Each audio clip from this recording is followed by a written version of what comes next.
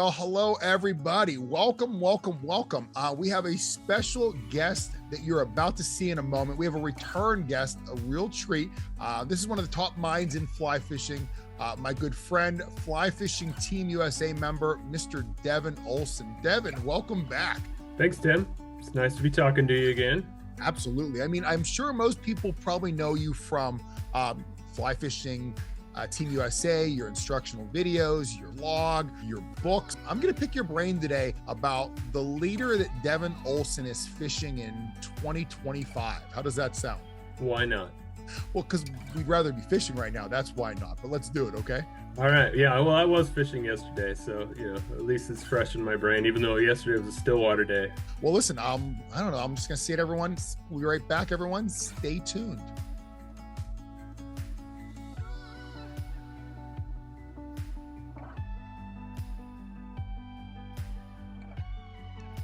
All right, well, Devin, we're going to talk about the leader that you are fishing today. If you want to give an overview of it, however you want to present this, I trust you. Let's get into it. Let me preface it by saying this is specifically just a Euro nymphing leader, because that was the actual question. What Euro nymphing leader am I fishing today? I fish all sorts of different types of leaders for various types of fishing. That's also a misconception, is that people say that apparently all I do is Euro nymph. That's definitely not the case. For those of you who are interested in a Euro nymphing leader, honestly, my Euro nymphing leader really hasn't changed in quite a while, other than the individual pieces of it have continued to get thinner over time. But I'm at a point right now where they can't really get much thinner without real big step forward in technology from line and tippet manufacturers to make thin diameters stronger. What it boils down to is it's really simple. And this formula is also in adaptive fly fishing, the third of the modern nymphing video series that we did. If you start with 15 feet of whatever cider material you want, anything that is 4x or smaller. So that's kind of where I consider something to be a micro leader. If you got a butt section that's 4x or smaller, that's a micro leader. So I'll have 15 feet of that. And then you can either use a tippet ring or just a tippet knot, like a figure of 8 knot to connect it to your tippet. And then I just add enough tippet to make it twice the length of my rod. And that is my Euro nymphing leader. If I'm going to have a single fly rig, then it's just a single piece of tippet. If I have a 2-fly rig, then I've got a dropper tag that's about, when they're hanging vertically, they're about 20 inches apart, the flies. So it's probably 26 inches of tippet that I add at the end. And then when I have a dropper tag attached to that, then when they're vertical, the flies are hanging vertical, they're 20 inches apart. And that's because of the Phipps Moosh rule, where our flies have to be 50 centimeters apart, which is about 20 inches. You can go shorter, like closer if you want between flies, or you can go longer if you're doing, like I do go longer regularly for dry dropper rigs, because I also fish dry dropper on this leader. But it's real simple. Like if you can tie 2 knots, then you can make yourself a micro Euro nymphing leader. I guess on top of that, the one other thing I would add is I add a secondary cider. So you have that cider material, but if you only have 15 feet of it and you got a 22-foot rod, like I've got, sorry, not a 22-foot rod, a 10.5 or an 11-foot rod, then you've got a 21 or a 22-foot leader, and then you've got 6 or 7 feet of tippet out there. Well, you don't need 6 or 7 feet of tippet in most instances, right? Yep. If you're fishing a foot to 2 feet of water, you don't need 6 or 7 feet of tippet. You need maybe 1.5 to 2 times the depth of that water as your actual tippet length. So then I always add a separate cider to the tippet portion in the form of a Sakura marker usually, but you could use a Sakura marker. You could use cider wax from Scafars or High and Dry, whatever. I just tend to use this Sakura marker because it stays on a little more reliably, and it doesn't wipe off on everything accidentally. But then you can also move it around with you can remove it with some hand sanitizer and move it around. Now remember, I'm a teacher, and I bet you've been taking diligent notes, writing down everything Devin has to say, but you don't have to. And here's why. I put everything together for you in an easy to read document, including a diagram of Devins Leader. Just shoot me an email and I'll get it right to you. My email's on the screen right now, tcammisa@gmail.com. I told you this video is going to be packed with information. Shoot me an email and it'll all be yours. Well, let me pick your brain. And what I'm hearing, just so I can clarify this, just as I mentioned earlier, you're a member of Fly Fishing Team USA. So we're talking about competitive angling and there are restrictions. So the restriction for your leader is it can only be up to twice the length of your rod. Twice the length of the rod. So if you got an 11-foot rod, it's a 22-foot leader, or a 10.5-foot rod, it's a 21-foot leader. Well, so for those of us who aren't involved in competition, do you still recommend, say I'm going to go with, I tend to fish somewhere around 4.5X cider, if you want to call it that. That's my entire rig. But you mentioned 15 foot. Like for someone like me, is there a downside to saying I want to have that 30-foot long on my reel? So there are pluses and minuses if you want to go longer. I think it's easier to handle if you've got Euro nymph line, like a Euro nymphing fly line in your fingers when you set the hook and when you're stripping fish in and fighting them. I've noticed that if you do that on mono, it can slip, for one thing, because if it's really fine diameter and you're trying to pinch it between your fingers, it'll slip. And then also sometimes you can burn yourself. Like if you rapidly strip line in those fingers and it's mono, I've physically cut my fingers before on it. And then I've also actually burned a couple of different monos and had it break when I made that strip really quick, because it literally just burnt the mono with all that extra friction. If you want to fish a longer mono rig like that, obviously you're going to have less sag as it goes between the guides than a Euro nymphing fly line will. So you can fish you can usually cast a bit further when you're not shooting, trying to shoot Euro nymphing fly line if you're just shooting mono. So yeah, I mean, there's pluses and minuses to both. There's less sag, which also means for people who like to feel their takes more instead of see them. I tend to focus visually, but there's a lot of people who don't see their takes well. So if they want to focus on feel, then a straight mono rig usually transmits tactile sensations better because you take those coil, the memory and the sag out when you just have all really thin mono. But it can result in really bad tangles too for folks. Yeah. And it can get caught in reels and weird places and stuff if you have just a lot more of it. I would say you can try both and see which one creates less issues for you. Yeah, which I'll jump in right here. Basically, what you're saying, that's the same rig that I'm using. The only difference is I have 10 feet of about 3X first, just to have a little bit of a thicker diameter, just for a little bit easier handling, but I still get that increase in sensitivity. Let's go in the opposite direction. You mentioned you like 4X and finer for yours. How fine have you gone? Like what is, because I know whenever I was putting my book together, a lot of anglers were giving me numbers that were very scary in my opinion. What's the Devin Olsen range of, all right, this is as low as it goes? Yeah, well, the smallest you can actually get manufactured cider material in is 6X, which is about 0.12 millimeter. If you're looking at the European design or the European brands, but you can get Rio, for instance, in 6X. I've found that there's sort of diminishing returns once you get that small. For instance, the Rio in 6X has so much stretch that I have a hard time actually penetrating hooks and getting fish to stick on that. Okay. No matter what, if your butt section is 6X, like it just gets fragile enough if it's routinely going through guides, things like that. And cider material, the thing that people have to realize is cider material is not as strong as like good quality fly fishing tippet. So if you're fishing 6X cider, you've got to be fishing like 8X tippet. And if you're fishing 4.5X cider, then you should probably be fishing 7X or maximum 6X or 6.5X tippet. You need to step down at least one, probably 1.5, maybe 2 sizes from your cider material to the tippet size you're using. Otherwise, your cider is going to break more often than your tippet will. And that gets to be a hassle. You mentioned, I heard you say Rio cider material. I know there's a few that I use. If I was going to look in your bag, or if, I know you have a website, tacticalflyfisher.com. If people are like, hey, I want to buy this cider material that Devin's using right now, what are 2 or 3 good ones that you say these are quality materials you'd recommend? Let me mention a few for different reasons, I guess.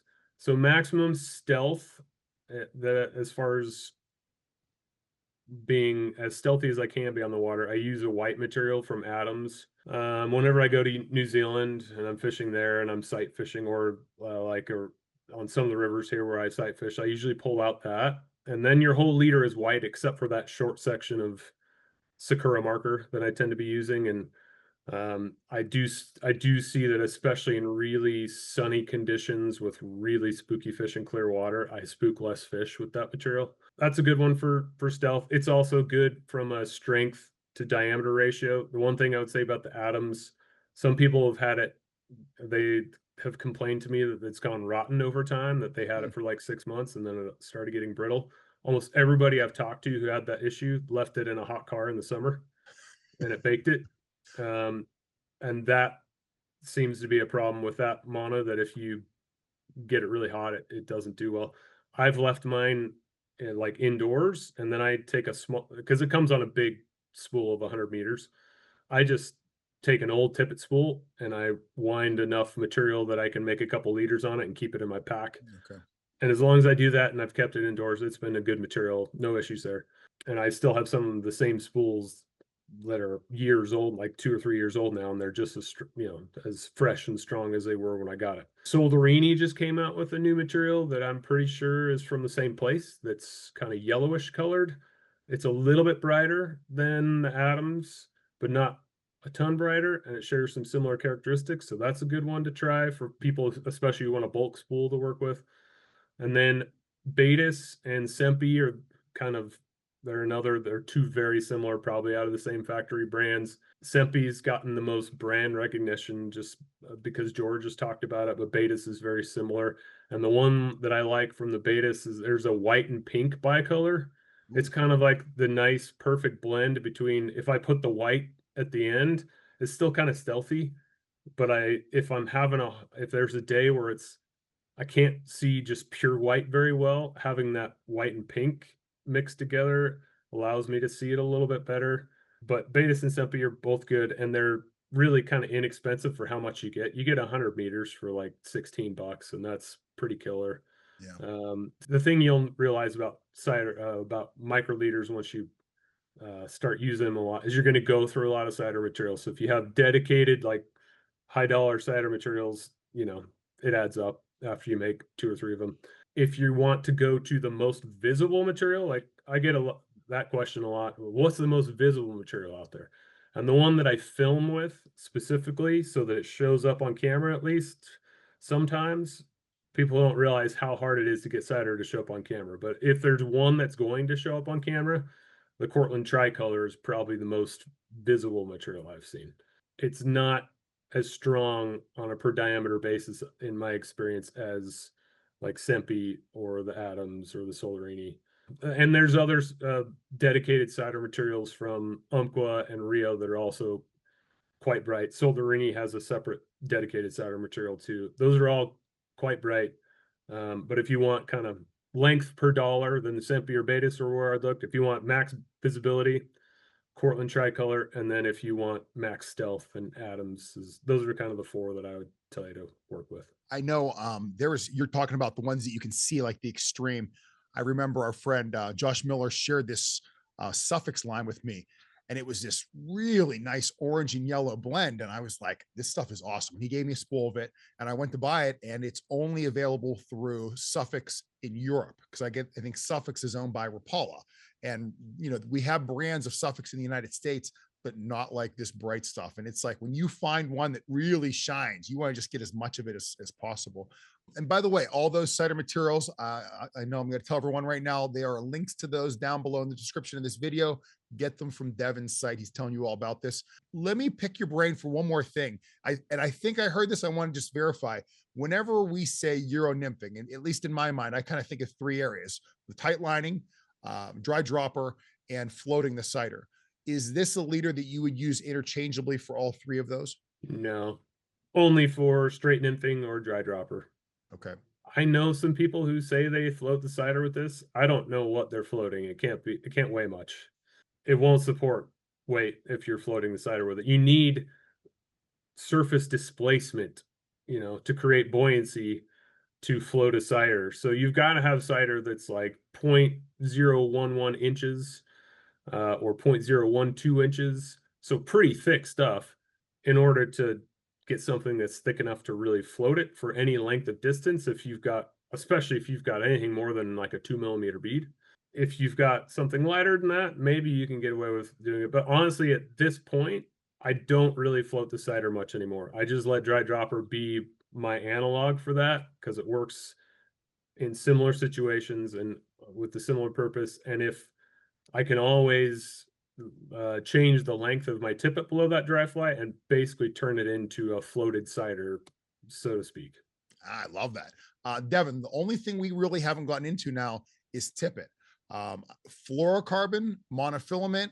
Are there a couple brands you recommend? And I'm also going to make the assumption, I shouldn't assume this, whenever you're talking leader, say your leader is this, 4X cider material. I'm guessing your tippet is always finer diameter. And then are there a couple brands or fluorocarbon or monofilament or just, a few thoughts that you would have based on, what you're fishing today? Sure. Well, normally with the butt sections I'm talking about, I'll probably be fishing 6 or 7X tippet most of the time. Okay. Occasionally I'll fish 5X if I've got a 4X cider and it's mainly for jigging streamers or if I'm really targeting trophy trout in a big river situation. But most of the time I'm fishing 6 or 7X. I normally fish fluoro. It's not for the reasons that most people think. Most likely, if you look at all the there's all sorts of data that's published on the web if you want to go down that rabbit hole. Nylon actually often has better knot strength initially than fluoro, so on a knot strength basis you're not gaining anything by going to fluoro. What you are gaining is just abrasion resistance and longevity out of the tippet, if you ask me. I don't buy into the issues of invisibility or non-invisibility and refractive index and all that. If I've done some not scuba, some snorkeling, looking at tippet underwater just for my own curiosity. Back when I was doing snorkel surveys as a biologist, I had somebody fish by me one day to see the two different materials underwater. I could see fluoro and nylon underwater pretty much the same. It didn't really change. But out of fluoro, I just, you can run it into rocks and trees and stuff like that and have it last longer before it frays and just breaks. Fluoro costs considerably more. So if you want to just change more often, you're probably going to end up on a per cost still cheaper if you go to nylon. And I don't think it costs you fish. I think it costs you material by needing to change more often. As far as brands I recommend, I use pretty regularly Fulling Mill, Cortland, and Trout Hunter. I've been happy with all those. But honestly, like the materials from all the major manufacturers these days, SA, Umpqua, Rio, they all have good materials. It often becomes a personal preference thing. And so much of that is more mysticism for most folks, I think, than it is actual hard data. You have one or two bad experiences with one tippet and you write it off forever and you think it's, and that's it. Never use it again. yeah. Yes. So I've done a lot of my own testing, head to head.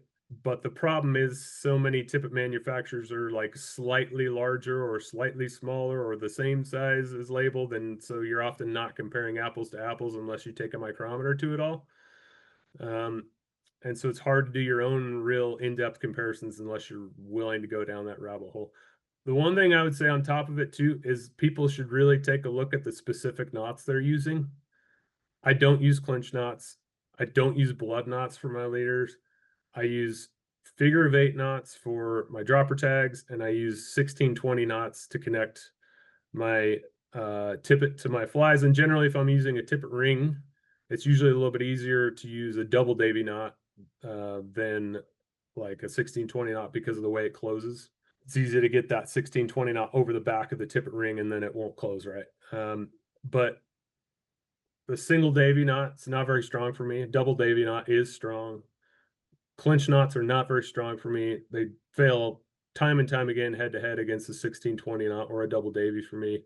And same with a surgeon's knot or a blood knot versus a figure of 8 knot. You can get more strength out of your tippet regardless of the tippet that you use, if you just choose better knots. And so many people have used the same knots for decades that they don't they don't want to change. They learned the ones they learned and they don't want to try anything else. But there are better knots out there than maybe some of the most mainstream ones. Yeah, I mean, I started using micro leaders back in the fall of 2016. That's when I made the jump. It took me, because there really wasn't anybody in the States at the time that was fishing micro leaders. I had to teach myself how to cast it and make some adjustments, because coming from a thicker, Euro nymphing leader, if you've done that, as I think you probably have, you start to realize you have to make some adjustments or else you're just wildly inaccurate. So I had to figure that all out on my own over a winter. But once I did, and I went back and forth a couple times, I actually that there's a backstory on this even further. I tried my own version of a micro leader all the way back in 2012, fished it on a river where I mainly had to make upstream casts all day, was wildly inaccurate because micro leaders are usually most inaccurate at upstream angles, and I abandoned it. And man, do I kick myself for abandoning Wow. it, because if I just stuck with it, I would have had 4 extra years of having a micro leader before, fully taking the plunge. But Mm. there's such big benefits to them over thicker leaders in my mind that I wish I would have just jumped at it. But since taking the plunge and going to micro leaders in 2016, all I've really done is just mess with materials, because once you get fine, you can't really get much finer. And I will say this: a lot of people I see with formulas with micro leaders where they have junctions between different materials. And in my book, I originally wrote about having a micro leader with a chameleon butt section and then like a cider at the end. I abandoned that leader shortly after I wrote the book because I had a catastrophic session where I had that junction break multiple times in a session. I still won the session, but I finished second in the competition overall because I was 2 centimeters shorter in total points than the guy who took first, Michael Bradley, who's my teammate. It was an interregional in Idaho, and at the end he won and I got second because I was 2 centimeters shorter. But I had a session where I caught a staggering amount of fish, but I had to retie 3 separate times, and it probably cost me 15 minutes of the session. Oh, And I oh, this knew hurts that if hearing I'd this. had, yeah, I knew if I'd had those 15 minutes more, I easily could have caught another fish or two and I would have won overall. And I was like, there has to be, I can't do this anymore, that this junction is failing. And I tried a whole bunch of different materials. Really, what it boils down to is you shouldn't be having knots in your micro leader if you don't expect to have failures. Because once you get down into material that is that fine and you're dealing with different densities of material, because there's such a big difference in density once you start adding colors to materials versus non-color, all that type of stuff. You're adding weak points and you're also breaking up the stretch of that micro leader. If you have a full 15-foot section that's all one piece, that whole 15-foot section can stretch together and absorb some shock. But if you break that up into a couple foot sections right near the end, each of those knots breaks up that full stretch and it becomes weak points. And so you're just adding on to the chance of failure of that leader before your tippet. I would say if you're going to go the micro leader route, make it easy on yourself. If you want multiple sections of color to look at so that you can adjust for depth, that's why I add a Sakura marker onto my tippet, but I keep that 15-foot length of cider the same so that I don't have junctions in there. If I want the full length of tippet for deep water, I just take the Sakura marker off with some hand sanitizer, or whenever I move it around, I just take some hand sanitizer and wipe it off. And you can use all 6 or 7 feet of that tippet and just use your main leader as your cider at that point. Related to that Sakura marker, I have those. I don't use them as much. I tend to use those neon waxes. Is that something you're not really using yourself anymore? And is there a reason why? It's a personal preference thing. The neon waxes are maybe 5 or 10% more visible. They're slightly brighter. The waxes are great in that they're easy to wipe on and wipe off. So you can move them around really easily. The problem is that they tend to wipe off on everything. So if you make a bad cast and your leader runs into itself and you don't know it, you can be fishing for 5 minutes and then all of a sudden you look and you've got cider wax that's all over right near your flies underwater. I've seen that, or it gets all over your clothes, or like especially in the summer when it's warm, if you brush up against some leaves on a tree while you're walking through things, then your cider wax is gone and it's wiped off. It's nice in that it wipes off easy because it's easy to get off and put somewhere else if you want to move it, but it's bad in that it gets off easy because it gets on everything. The Sakura marker, the solid one specifically, it's better at staying on for a prolonged period of time. I typically only have to reapply it maybe every hour or two, just a couple times throughout the day. Normally, I don't have to constantly keep adding it in order to keep it bright. I can touch it, whatever. It doesn't rub off on things. It doesn't get on your clothes or anything like that. But when you want to move it, it does take probably an extra 15, 20 seconds. I normally have a little travel bottle of hand sanitizer I keep in my pack. I get that out, put it on my fingers, rub it on, and it'll dissolve this Sakura marker, and then you can reapply it. I'm loving this. All right, last thing I'll pick your brain about. Any tips when it comes to casting these micro leaders? I'm just going to point you to a YouTube video I just made specifically on this topic. The biggest change that you can make is you need to turn it into a sidearm cast. If you go completely sidearm, it'll solve 80 to 90% of the issues for most people. After that, it's just timing and energy on your forward and your back cast. Once you start bringing your rod above your head, though, it messes with micro leaders because you don't have that connection between your fly and the rest of your leader behind that. You just kind of have to visualize and realize that your leader is along for the ride when you're casting a micro leader. It's not actually doing any of the energy transfer for you. It's just this connection that happens to be between your rod tip and your flies. But during the actual stroke, and then once your flies are on that trajectory moving forward through the air, the leader is doing nothing for you. So you really are casting the fly. And the best way to do that accurately with a micro leader is to turn that rod to the side, go completely parallel to the water. And then if you go sidearm, so many of the accuracy issues are taken care of. The other thing I would say is you need to wait longer on your back cast than you think. And there's what I call the doink, which apparently I had a customer tell my shop guys the other day that we need to get t-shirts made up, say, feel the doink. I love it. Because I've talked about this a few times, but basically when you're making that back cast, you have to wait until your Euro line or your leader in your fingers vibrates like a guitar string, which I call the doink because it's like dong. And once you've felt the doink, then you can make your forward cast. But if you do it before then, your flies are still going back as you're coming forward, and you get a shock and it'll go. You're not going to have your flies land anywhere that you think. Well, Devin, you are a wealth of knowledge. Thank you for everything you do for fly fishing, obviously for the world of Euro nymphing, since, as you said, that's pretty much all you do. You all I do. Yeah, I don't fish dry flies. I don't fish lakes. I don't swing streamers. I don't spay fish. I do none of that.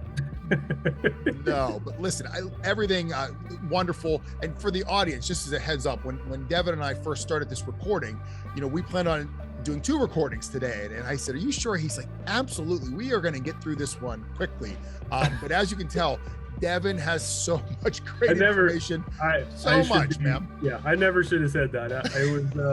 I was cursing myself. You jinxed us by listen. No, this was a great one.